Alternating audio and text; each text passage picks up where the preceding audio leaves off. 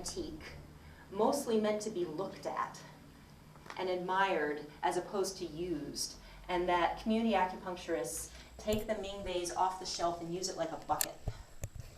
And we have been reviled in various ways for that, accused of, let's see, the trinity of Ds. We devalue the profession, debase the medicine, and what's the degrade? I can't remember what it is that we degrade. But anyway, it has not been popular for us to be using the Ming vase like a bucket. But what I wanted to talk about today was really why we need buckets, how I came to believe that we needed buckets, and more importantly, how to use the buckets once we've got them. And really, the title, my retitled speech actually is The Bucket Brigade. Because really, that is what we are up to in the US, and that's really what we want to talk about. What? I'm American. A friend of mine, Rebecca, just said, what does she mean in 5 buckets? Buckets? Oh, really? You guys don't have buckets? What do you call buckets? A bucket. Oh, in this context. Oh. It'll become clear. And you can always read the article later if you really want. Yeah, I can try and explain that a little bit more. One of the things I was trying to talk about in the article is how it's very easy, because acupuncture is so vast and so fascinating and so complex, it's very easy to lose perspective on it, and it's very easy to lose a perspective on what its function is. And so the idea of the bucket is a bucket can hold water. If someone is on fire, I can dump a bucket over it and put them out. Whereas a Ming vase just sits on the shelf. But if someone were on fire, you could take the Ming vase, fill it with water, dump it over them, and put the same fire out. So the idea is that acupuncture is valuable and precious not for what it costs or what it looks like or how old it is or how rare it is, but for what it can do for someone who needs it. So how I got to that point, I've been an acupuncturist for 18 years, so I've had a long time to think about how the profession works and kind of look at the conventions of the profession. But originally, I didn't become an acupuncturist because I was interested in acupuncture. I became an acupuncturist because I was interested in pain. And I was interested in pain both because I was in pain and because my whole family is my extended family is sort of a good case study of the varieties of mental and physical illness. And when I was talking to Charlie about this the other day, I thought I think this is going to sound Dickensian to you guys. Like, you may not even believe me about some of this stuff. But my father walks with a limp because when he was 12 years old, he was hit by a car, and his family was too poor to take him to a doctor. There are other things like that. I have relatives, in their 30s with no teeth. That's what can happen in America. And that was my, people say, why? A lot of people become healers because of the pain they're in. I was very motivated by seeing the results of untreated physical and mental illness and just pain. So that was the perspective I came to acupuncture school with. And it sort of made it difficult for me to fit in because I never really stopped identifying as a patient. I never fully made I think the acupuncture, there's an acupuncture professional culture, it just didn't stick with me. It just didn't work. And I never really stopped seeing things from the patient perspective, and specifically from the perspective of people who can't afford care and who have had the experience of feeling humiliated by needing something and not being able to have it. Growing up for me, it was common to feel humiliated by money. The idea that, you know, to realize that there were things that people took for granted that they could do or have, and that in my family that was not a reality. I could not take those things for granted. But there's, I think, a particularly acute variety of humiliation for people who need care, who are broken in some way and seeking help and find out they can't afford that. And that was what I never, I don't know if that, I don't think that perspective could ever be extricated from me based on where I grew up and who I grew up with. So I was always more interested in the results of acupuncture than the process by which the results were achieved. And I think for acupuncturists, it can often get turned around, that the process itself is so mysterious and fascinating and multifaceted that that's what they become interested in, is the process, and they lose sight of the results, especially the people on the other end of the results. So I think all along, you know, when I was in acupuncture school, and it sort of continued, I always got the sense that, that I had a terribly basic mind, that while other people were really struggling with complex intellectual questions about treatment and what was the best kind of treatment, I was very preoccupied with some extremely basic things and some very basic questions. I'm actually going to write 3 of them down. What I was preoccupied with was, what is acupuncture for? Who is it for?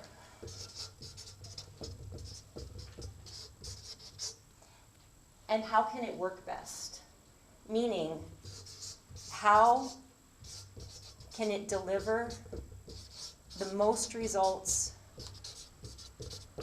for the most people who need it? And this is where the idea of the buckets come in. Okay, so I want to talk a bit about what is acupuncture for, and it's interesting, as Nick mentioned, the hospice movement. So this is sort of the origin story for working class acupuncture, and various people have heard it, but I think it's helpful to kind of tell it again, because origin stories are helpful. After I graduated from acupuncture school, Skip and I worked in a few public health programs, you know, which were incredibly educational and useful.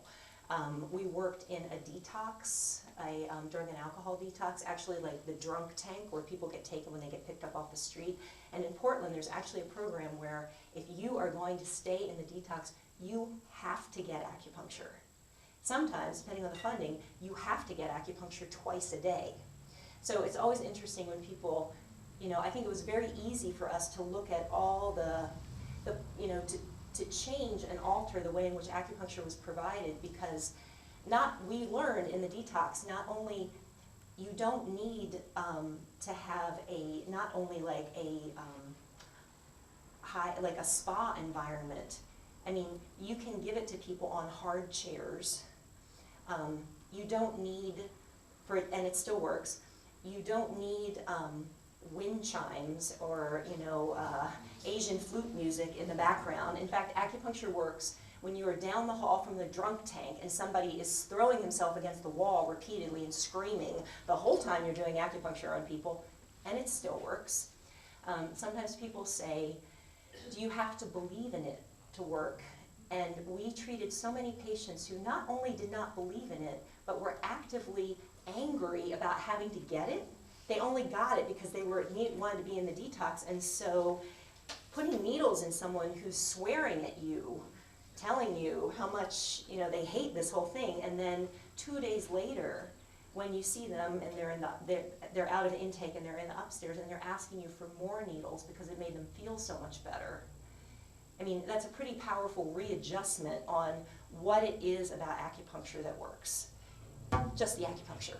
Or, you know, if we're talking about buckets and Ming vases, it's not the exterior, it's whatever is on the inside. We got a pretty good look at that in the detox. So we did that. We did a few other things. Eventually, I ended up working for we call them health maintenance organizations. How people do insurance in the U.S. keeps changing. But this was a big sort of insurance company that decided, Kaiser Permanente, that decided they wanted to do a pilot project for acupuncture to treat anxiety in hospice patients. So I was their pilot project acupuncturist. And when we started out, they said they would provide 3 treatments to each patient. So first I talked them into 5, and then I talked them into 8. And then I talked them into letting me, it was a house call situation, so I would go to people's houses. So I said, I'm there anyway, and I have to be there for a whole hour. Can't I just needle everybody who's there at the time, you know? Because one of the cool things about the hospice movement is the degree to which they recognize people don't die by themselves. That the dying process, you know, includes the whole family, and that really everybody is part of that. So I'm like, I'm there anyway, you're paying me per hour, why can't I just needle everybody? And they said, okay, they sort of reluctantly said okay, but they said okay. And so after I had been doing this for a while, I met a patient who actually did not himself want to get acupuncture. He did not like needles. In fact, he never liked needles. His wife wanted acupuncture. And this is sort of one of the few things he could do for her at this point. So he agreed to get acupuncture so that she could get acupuncture. His name is Chico, her name is Babette. So I started treating Chico and Babette. So Chico, much to his surprise, discovered that he really liked acupuncture and quickly exhausted even his 8 visits. And then the question was, would I continue treating them? And I said, sure, you know, we'll figure it out. So Chico had, when I met him, he had stage 4 lung cancer for something like 5 years, or maybe 6. And he had been one of those people who had been told, you know, you have lung cancer, get your affairs in order, you'll be dead in 3 months. He managed to live 5 years, but when I met him, he was then on hospice. And you know, he had all sorts of difficult symptoms, and he couldn't tolerate much needling. He was not getting many needles at all. It definitely helped his mood. So I started treating him, and the idea was I would do it ongoing, because really I wasn't treating him, I was treating Babette, you know, that was the point. And something interesting started to happen. I mean, when I met him, his son was about to have a baby, and you know how people who are dying often live for something, they stick around for something. I figured, the birth of his first grandchild. After that, he's gonna die.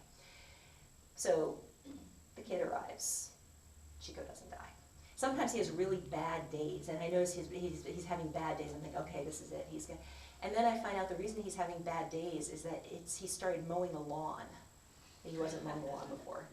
And then he has a really bad day. I'm thinking, oh, this is it. Well, he had gone fishing with his son and had been out like all day. Okay, so you can see where this is going. So my idea of like, I'll just be treating Chico and Babette for a few months because Chico's going to die. Soon it was 3 months, then it was 6 months, then it was 9 months, then it was 12 months, then they kicked him off hospice.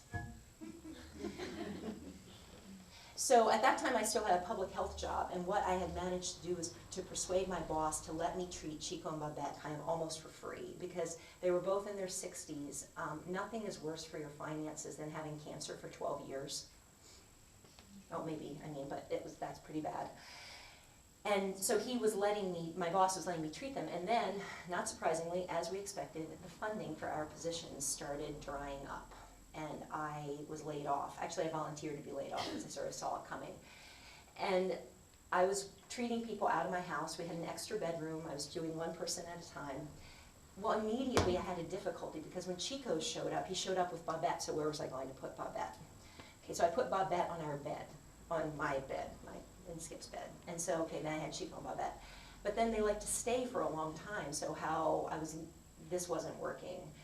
At the same time as I was treating Chico and Babette, you know, sort of spread throughout my house, we had started, various neighbors of ours had figured out that we were acupuncturists, and in fact there was one woman in the park when I walked my dog who came over hobbling at a great rate and said, "What is it you said you did?"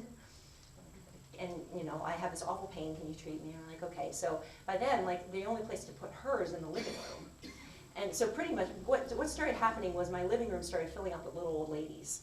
Like one room, one couch, bed, clearly not enough. You know, it just wasn't working in practice.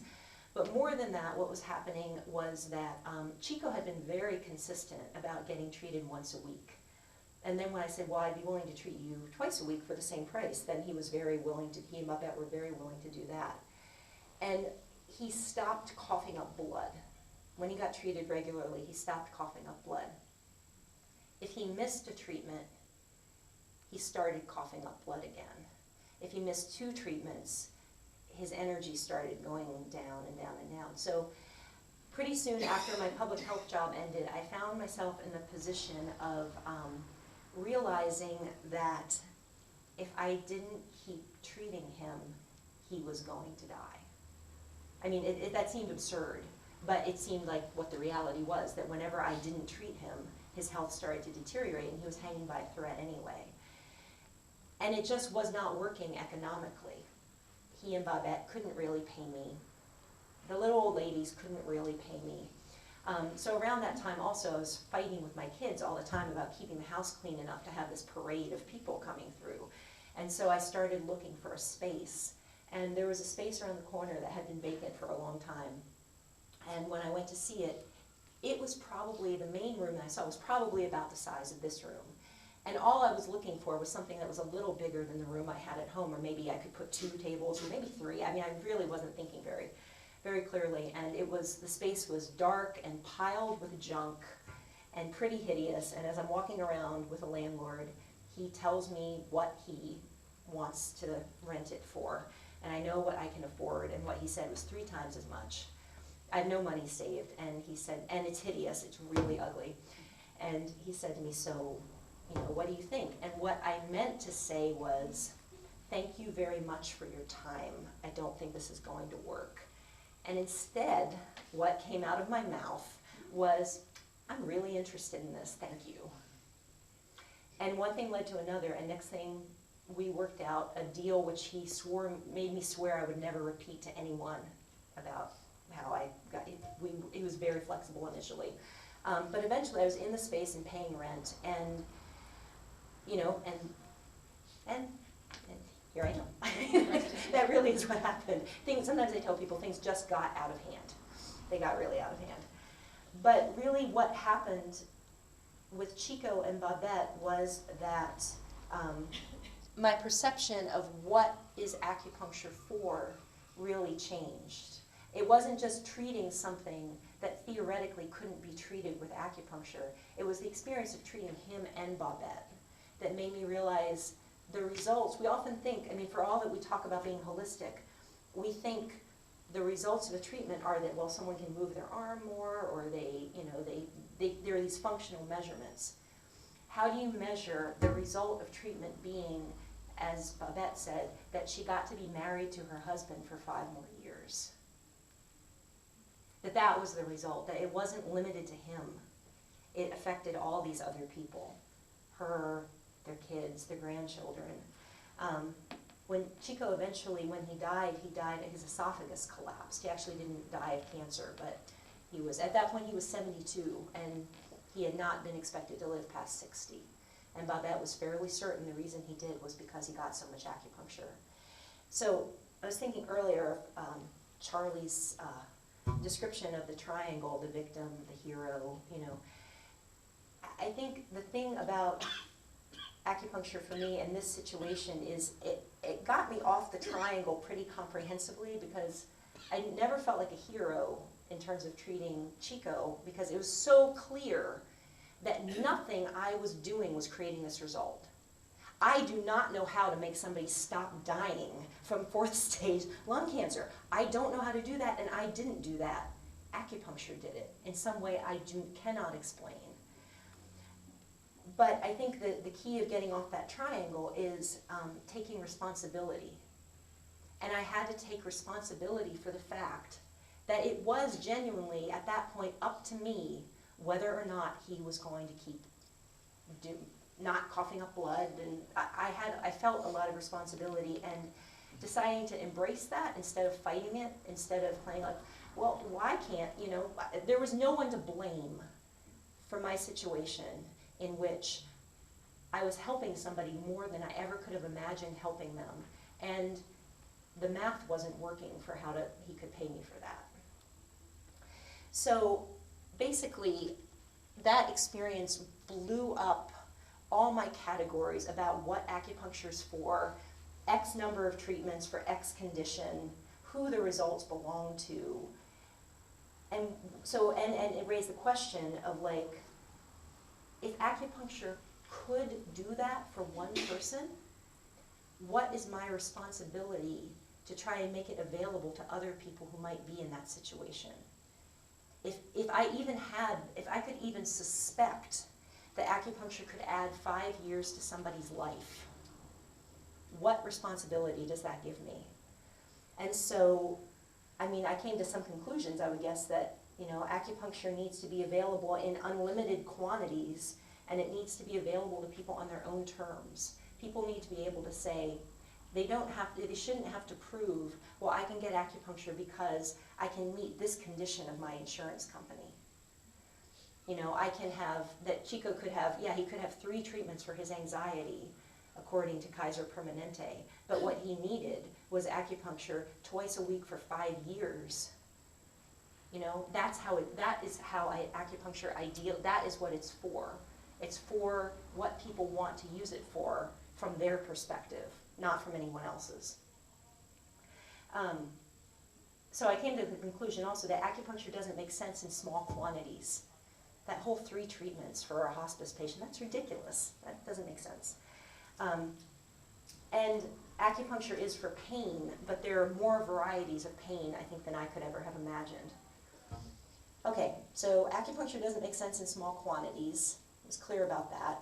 And it doesn't make sense necessarily for discrete conditions. Like, it doesn't make sense for things you can name. How do you describe, oh, acupuncture works for your will to live? You know, give that to an insurance company. They'll love that.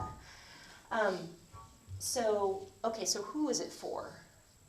You know, so at that point, in the States, you know, it's interesting. I mean, I was saying to Charlie that it's very interesting, like looking at your system where it's pretty clear acupuncture is done by lots of people, not just acupuncturists. You have physiotherapists, you have doctors. This is also true in the States, but acupuncturists wail and gnash their teeth over that state of affairs. It is horrifying to them that someone who does not have a Ming vase could dare to stick needles into people.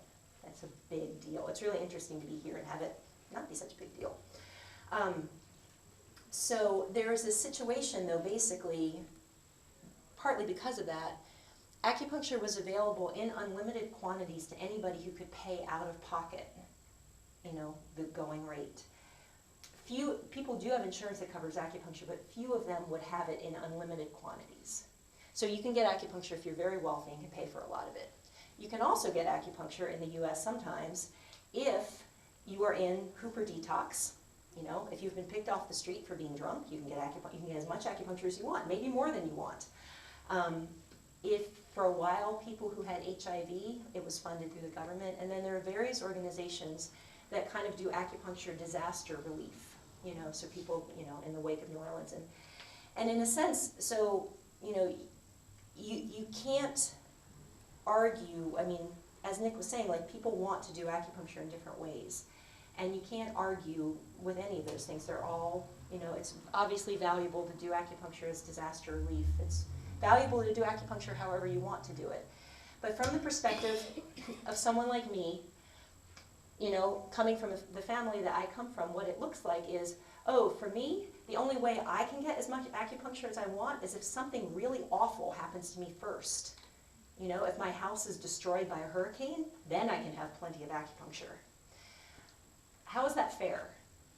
That's not fair, you know, and there's nothing about that situation that I could actually feel good about. So, you know, is it for people? Is it only for a very small amount of people, or for lots of people under very restricted circumstances, or what would it look like if it could be for everybody? How could that look? So that sort of brought us to the next question of one, which patients is it for, but also, is it for acupuncturists or is it for patients? A lot of acupuncturists practice acupuncture like it's for them. And yeah, I get that, easy to do, but I don't believe it. we started the Community Acupuncture Network because what happened once I figured out something that would actually work for my situation of Chico and Babette and the little old ladies and all the people in my neighborhood who I know could get acupuncture, you know, a sliding scale that went lower than most acupuncturists could ever have imagined, that involved treating more people, and allowed us to treat enough people that we could make a living doing it. Because also, how is it beneficial to the patients if we're not there to treat them? If we can't get paid to do it, how does that help them? It doesn't. So it had to meet those two things. So we figured out, you know, a way to make that relationship work. Very low cost, very high volume, very serious about delivering it, very committed. And next thing we know, what started to happen was a patient would come in and would get treated and would say, wow, this is amazing. I feel so much better. This has given me my life back. So we were saying all the permutations of that phrase that you hear from patients when you take care of them. I enjoy doing things again. You've let me do stuff I haven't been able to do for years. All that stuff. And then they would say, would this help my mother who's going through chemotherapy? I say, of course. It's amazing for that. It's really amazing for that. I'm like, and you see the person's face change. They're so relieved. Not just for themselves, now they're relieved for someone else. They're relieved for someone they care about. And so where's your mom live? Oh, she lives in Florida. Huh, okay, well, so mom in Florida starts doing research, starts calling acupuncturists saying, you know, my daughter in Portland is getting great results.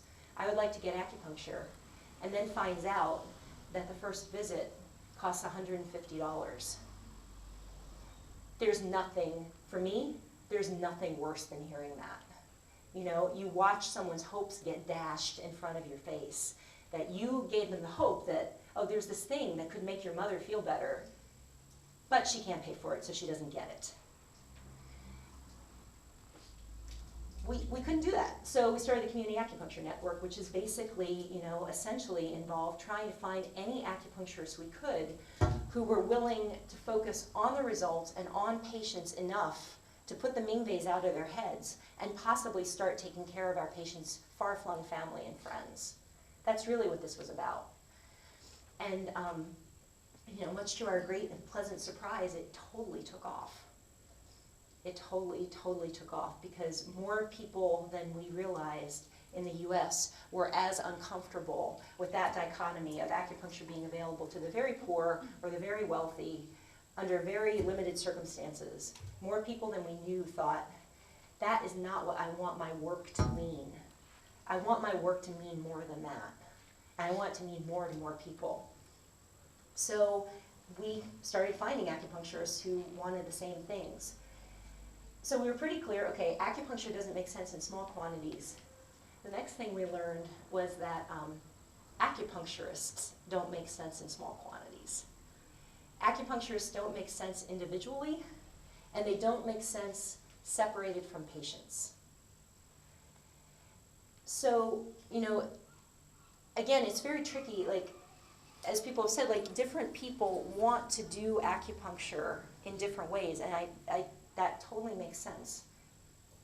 From a patient perspective, though, the way acupuncture works best is if it's really, really available, because patients can't necessarily structure their lives around acupuncture. They often are trying to do other things like work at a job, or raise their kids, or take care of their aging relatives, or they often have other things on their plate. So they can't necessarily drop everything and schedule the one appointment you have on alternate Tuesdays. Ideally, acupuncture works best if they can come whenever they want to, often, easily. But one person absolutely can't do this alone. And fortunately, Skip and I, you know, we were working together, so already there was more, you know, availability. But we realized that, like, really it would work best if it felt to patients like making an appointment was no big deal. It's not hard, it's not expensive, it's not difficult. It's available on their terms instead of ours. So currently, our first clinic is open 80 hours a week. And lately we do about, I think our peak has been what, 540 treatments? Skip, 540. But between 500 and 540 treatments a week. Our second clinic, which has been open a couple of years, is open, I'm not sure how many hours, but they do about 200 treatments a week. We're scaling up as fast as we can because I have a sense of urgency about this that I can't shake. And so part of that is being available to patients, but part of it is also, in the US as here, most acupuncturists don't survive in practice. Our attrition rate is something like 80% in 5 years. People just stop because they can't make any money, because they can't have a connection to their patient community. The way we have evolved as a profession has cut us off from patients.